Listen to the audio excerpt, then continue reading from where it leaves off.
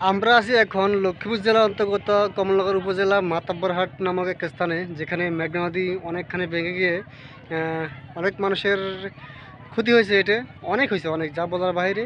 তো সেটা এখন যেহেতু বাঁধের কাজ চলতেছে, অনেকখানি বাঁধ কাজ হয়ে গেছে, এখনও বাঁধের কাজ চলতেছে। তো সেটা দেখার জন্য, যেহেতু ঈদ উপলক্ষে সবাই দেখার জন্য আসতেছে, আমরাও আসলাম, দেখি কতটুকু ঈদ উদযাপন করতে পারি। তো সেগুলোকে আশা আর কি। দেখেন, এই যে বাঁধের কাজ চলতেছে, এই যে আমার সাথে যারা আছে তারা এই যে বসে আছে, আর আমি ভিডিও করতেছি আর কি। তো দেখা যাক কতটুকু এনজয় করতে পারি। অবশ্যই ভালো হবে, অনেক মানুষজন আছে। ওদিকে ওদিকটায় আরও অনেকে আসছে, কিন্তু আমরা এই সাইডটা একটু নিরিবিলি পরিবেশে আসলাম। দেখা যাক কতটুকু এনজয় করতে পারি। আর এই যে দেখেন মেঘনা নদী, যদিও এখান দিয়ে ব্যাঙ্কে মাঝে সর হয়ে গেছে, সেক্ষেত্রে এখানে পানির স্রোত অনেকটাই কম। আর মেঘনার যেই গর্জন, সেটা কিন্তু এখান থেকে দেখা যায় না।